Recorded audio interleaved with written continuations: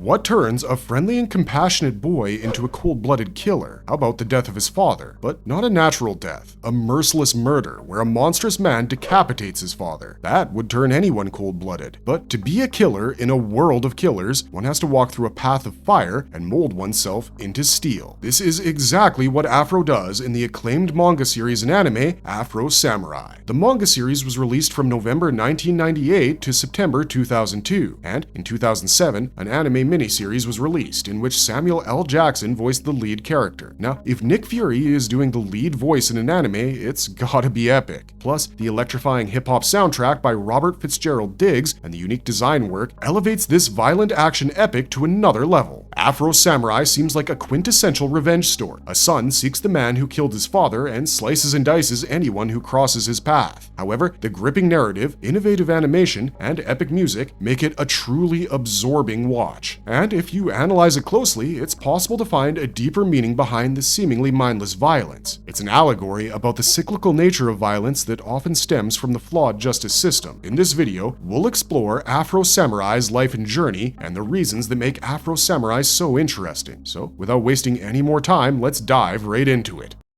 Afro Samurai's early years. His origin story. Afro Samurai is a cold-blooded murderer who lives in a world with strange rules. Rules that become indelible parts of one's life. Rules that cannot be bent or broken, and rules that either get you killed or propel you to become a killer. In this world, there are exceptional warriors with insane skills, but among these warriors, there's a number 1 and there's a number 2. Both are identified through their headbands on which these numbers are inscribed. The one who wears the number 1 headband is basically a god, the strongest warrior in the world. He can only be challenged into battle and potentially replaced and killed from his position by the warrior who wears the number 2 headband. However, the warrior who wears the number 2 headband can be challenged by any warrior, which makes his life a living hell by making him the constant target of merciless assassins and ruthless fighters. When we meet Afro Samurai in his youth, he's the one who wears the number 2 headband. His journey, from the innocence of youth to the relentless pursuit of vengeance, is a tale marked by sorrow, resilience, and an unyielding resolve. Once upon a time, there used to be a warrior, the strongest swordsman in the world. He could deflect incoming bullets with the movement of his sword. He wore the number 1 headband, but was full of sorrow and grief over the death and destruction he had caused to obtain the crown. One day, his best friend came to visit him with a sword, a gun, and a secret arm. He challenged number 1, fired bullets at him, and sliced his head off his neck. There was a little boy looking at this scene from a reasonable distance. He saw number 1's head falling off his neck and blood pouring out like a volcanic eruption. That boy was Afro Samurai, and the detached head lying on the ground was that of his father. Afro was a young boy when he saw his father get decapitated, and that changed every aspect of his personality. Before this traumatic incident, he used to be a normal kid. He was born in a small secluded village nestled in the mountains of a land that seemed forgotten by the rest of the world. The strange world that he belongs to is feudal yet futuristic. The rules of this world are like medieval Japan, but the technology and weaponry are futuristic. Afro's father, Rokutaro, was a revered warrior known for his unparalleled skill with his sword and his deep sense of honor. As the number 1 warrior, he held a status that brought both respect and envy. Being number 1 always comes with the dread of being challenged by a number 2, whose blade has consumed hundreds of lives in its short journey, while his own blade rusted due to its lack of competition. Afro, of course, was unaware of the brutality of the world he lived in. His early years were filled with the simple joys of childhood. He played with his friends and engaged in naive activities. His father taught him the basics of swordsmanship. These sessions were more than just lessons in combat, they were moments of bonding, where Rokutaro would share his wisdom about life, honor, and the importance of protecting the innocent. Once a ruthless warrior whose blade inspired fear among the people, Rokutaro, with his friend Swordmaster Injustice, had taken thousands of lives in his pursuit to become number 1. But eventually, he started to realize the reality of his deeds and became disturbed. Afro was unaware of the simmering tension that existed beneath the surface of this idyllic existence. The world outside the village was one of chaos and violence, where the title of number 1 was not just a symbol of supreme skill, but also a target for those who sought power. Rokutaro's friend and the ruthless gunslinger with a heart as cold as steel, Justice, was the holder of the number 2 headband. One fateful day, when Justice came to the village, driven by the lustful desire to become number 1, he challenged Rokutaro. The duel between Rokutaro and Justice was swift and brutal. a clash of titans that ended with the lifeless body of Afro's father crumpled to the ground, his head severed, and the #1 headband claimed by justice. Afro, who was standing a few feet away from the action, witnessed the entire scene, his young heart breaking into 1,000 pieces as he saw his father's head and body go lifeless. Justice, with a twisted smile, told the boy that from now on, his life will be consumed with the desire for revenge. He told him to seek him out when he was ready to fight a god and avenge his father. Afro took Rokutaro's head and the #2 headband that Justice had thrown his way and lived alone for some time around Mount Shumi, but one day he was ambushed by bandits who wanted to get their hands on the #2 headband. They almost beat the little boy to death and snatched away the headband. They left Afro bruised and battered, essentially awaiting death. But he was discovered by a young girl, Otsuru, a young orphan from a dojo for orphan children which was run by Swordmaster. But she, in her naivete, thought that he was just sleeping. Later, Jino, another orphan from the same dojo, found Afro in a near-death state and called his master to investigate the body. He realized that the boy was alive. Swordmaster took him to the dojo and raised him along with the other students. While under the guidance of his Swordmaster, he befriended many of the students at the Swordmaster's school, Jino and Otsuru in particular. Swordmaster taught him the ancient art of kenjutsu and advanced hand-to-hand combat techniques. The sounds of wooden swords clashing echoed throughout the training grounds, a symphony of discipline and determination. Training at the dojo was grueling, designed to push every student to their physical and mental limits. Swordmaster taught Afro the art of combat, but he also imparted lessons on patience, strategy, and the importance of a clear mind. Afro was an exceptionally talented student who mastered every technique, no matter how challenging, complex, or dangerous it was. The weight of his father's murder and the desire for revenge became the driving force in Afro's life, though, while dying, Rokutaro specifically told Afro not to avenge him so as to save him from a life full of danger, misery, and emptiness. But Afro couldn't shake the image of his father's decapitated head from his memories. As his skills began to grow, so too did his revenge journey, as he killed numerous lowlifes in an attempt to find out the location of the #2 headband. Afro would often be ambushed by assassins who sought revenge, but he always survived, sometimes due to the intervention of his friend Jino. They had developed a strong bond during their years of training together, and Afro's life appeared to be normal for some time. However, everything changed when a rumor spread that the Swordmaster was the one who held the #2 headband. Afro confronted the master about the rumors and learned that Swordmaster was indeed #2. He asks Afro to meet him at the Bodhi tree right after midnight. There, he reveals that indeed he's #2 and wants to take that secret with him to the grave, as he wants the madness and violence to stop forever. He gives Afro two choices: either give up revenge and live a normal life, or fight him to the death and choose a life of misery and loneliness. Before Afro could make his choice, scores of skilled killers and merciless assassins got inside the dojo to obtain the headband from the master. Swordmaster instructs everyone to run to safety and tells Afro to watch and see the true meaning of being #2. A bloodbath occurred in the field surrounding the orphanage. The Swordmaster tried to fight off the killers but was greatly outnumbered. Afro, Jino, Otsuru, and the other orphans joined the fight to save their master, but the headband hunters were ruthless and didn't hesitate before slicing the bodies of children. Only Afro, Jino, Otsuru, and Swordmaster survived the battle. Jino was mortally wounded and Otsuru was shot with multiple arrows that were still stuck in her body. Swordmaster asked Afro if he had made his choice yet. Jino pleaded with him to not give in to his lust for revenge, but Afro had already made up his mind. He rushed towards his master, who had already raised his sword, but Swordmaster did not strike his disciple. Instead, he closed his eyes and let his student take his life. Jino watched in horror as his master was slain by his best friend, who was consumed by revenge. He was horrified by the sight of Otsuru passing out due to pain and loss of blood. A fierce hatred began to burn within his soul, and he jumped off the cliff with Otsuru in an attempted suicide despite Afro's pleas. Afro had now lost truly everyone: his father, his master, and his friends. As he took the #2 headband, suddenly Ninja, a loud-mouthed creature, appeared and tried to comfort him. He became his close companion on the path of blood that awaited him.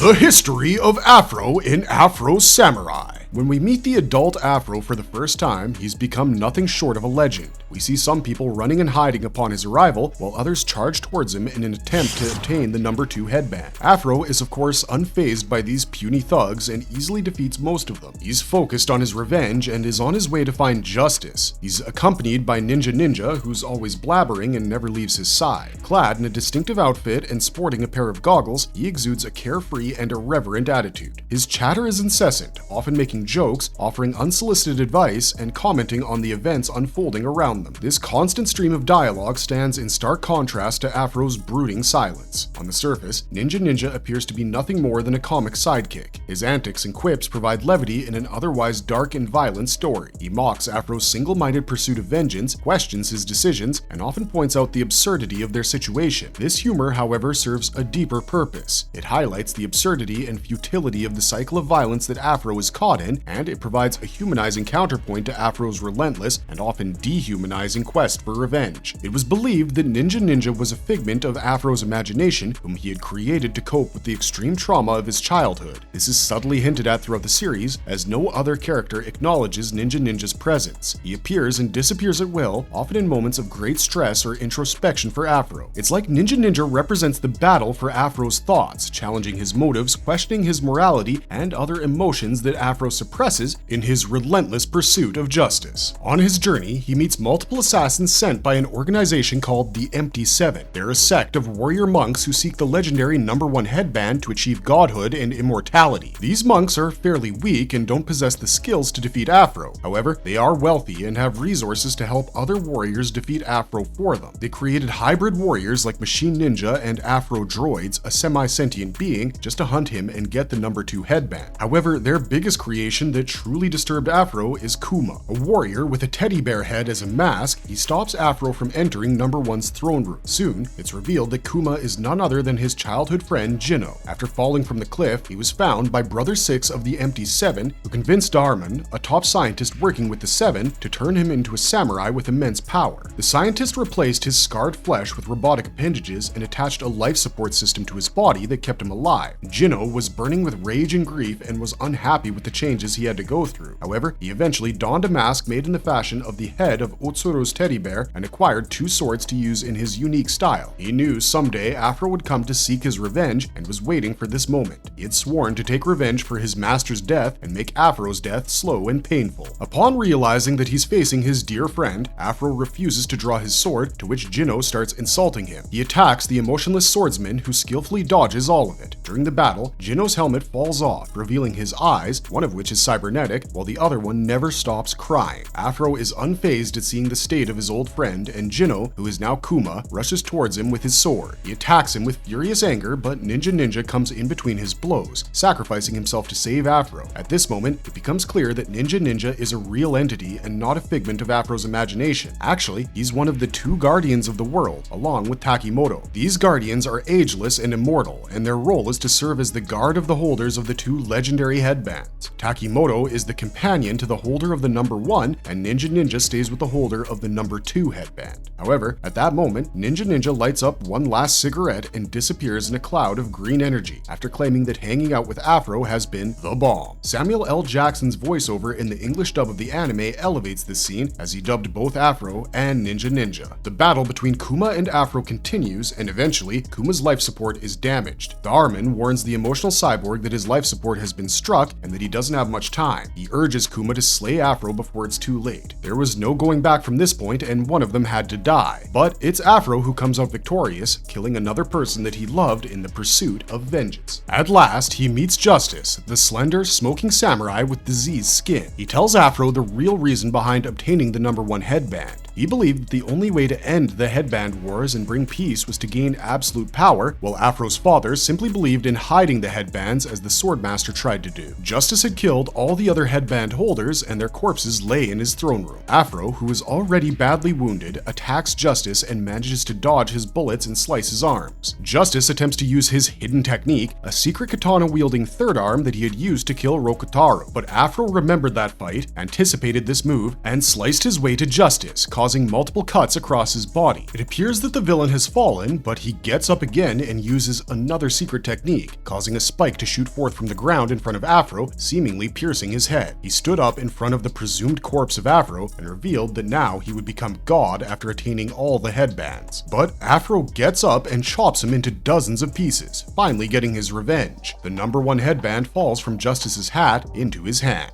Even though his revenge was complete, the bloodshed and violence didn't end for Afro. He attempted to leave the life of cruelty and brutality behind him, but sometime later, he came face to face with two familiar faces, Jino, who was still alive, and his younger sister, Sio. Sio used to like Afro when they were kids, but after the battle at the orphanage, she blamed him for the death of her adopted family and swore to take revenge on him. She didn't just want to kill the #1 samurai, but to make him suffer in the worst ways possible. The sibling duo attack him and take his #1 headband. Then, they proceed to dig up Rokutaro's casket and steal the lower half of his jaw from the corpse right in front of Afro. Afro is once again entangled in violence and has to start another journey towards revenge, this time from his childhood friends. He starts looking for the #2 headband in order to kill Sio for stealing his headband and disturbing his father's grave. He finds out that the headband is hidden by a swordsman called Shichigoro. Afro challenges him, and Shichigoro accepts because he wants to punish him for all that he did in the past. Afro shows unusual respect to Shichigoro, something that he rarely did for most of his opponents. The reason behind this is that Shichigoro shared the same philosophy as Afro's father and master, that hiding away the headband is the best way to stop the cycle of violence. Despite Shichigoro's tough fight, Afro kills him. His son, Kotaro, witnesses his father die from a distance. This scene is exactly like Afro watching Justice kill his father. After obtaining the #2 headband, Afro goes to fight Sio and Kuma, but they're waiting for him with a secret weapon, Afro's own father. Yes, Sio and Kuma had revived Rokutaro as a clone and had turned him into a barbaric force. Even though Afro knows that the one standing before him isn't his true father, he's unwilling to hurt him and ends up being killed by his false father. Rokutaro then turns towards Kuma and they engage in a fierce fight. Kuma's life support ends up touching Afro and he's revived due to the current. He then hears the voice of his real father that the monster is not him and he must kill the clone. Like an obedient son, he does exactly as his father says and puts an end to the rampage of this monstrous clone. After winning the fight, sometime later, Afro starts heading to Mount Shumi, but along the way he's challenged by a sword-wielding Kotaro. Afro hands him the #2 headband and tells him to come for revenge when he's ready. Once again, this scene is reminiscent of the dialogue between Afro and Justice. In the final part of the manga, Afro is on the verge of losing his sanity. He reaches the top of Mount Sumeru and stabs Justice in the chest, but as the body dissipates into the dust, Ninja reminds him that Justice died years ago and he has taken his place as God. Many years later, Kotaro arrives at the throne of God to avenge his father and challenge Afro to a duel. Afro is happy and somewhat relieved to see him and bows down in preparation of meeting his death, but his trained body instinctively dodges Kotaro's attack and decapitates him. Seeing his final chance to end the cycle of misery bleeding to death, he breaks down in despair and starts laughing maniacally. Thus ends the story of Afro Samurai.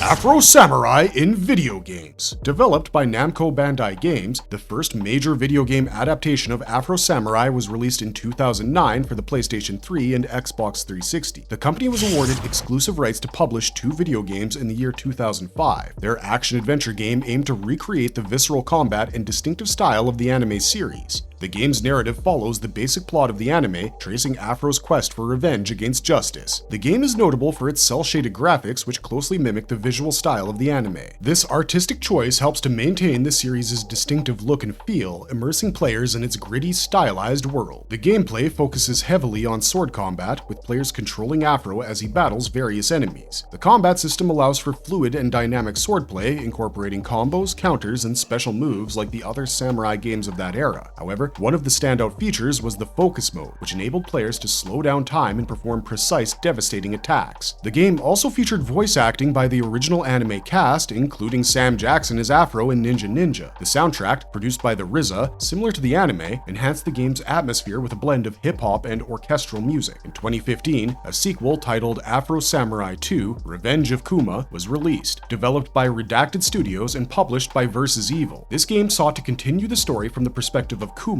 Afro's former friend turned cyborg enemy. Unlike its predecessor, Revenge of Kuma centers on Kuma's quest for revenge against Afro, providing a different perspective on the series' overarching narrative. The game delves into Kuma's transformation and his relentless pursuit of Afro. The game was designed to be released in episodic format, with each episode expanding on the story and gameplay mechanics. However, only the first episode was released before the project was discontinued due to the overwhelming negative responses. The game aimed to improve upon the combat system of the original, introducing new mechanics and abilities strategies for Kuma. It also incorporated platforming elements and puzzle solving, aiming to offer a more varied gameplay experience. Both games attempted to capture the essence of the anime and manga, offering fans a chance to engage with the story and characters in a new way. Despite the shortcomings of these adaptations, the visual style, music, and voice acting were often praised. There's still lots of future potential for gaming companies to build upon these strengths and develop a game that the series and its fans truly deserve.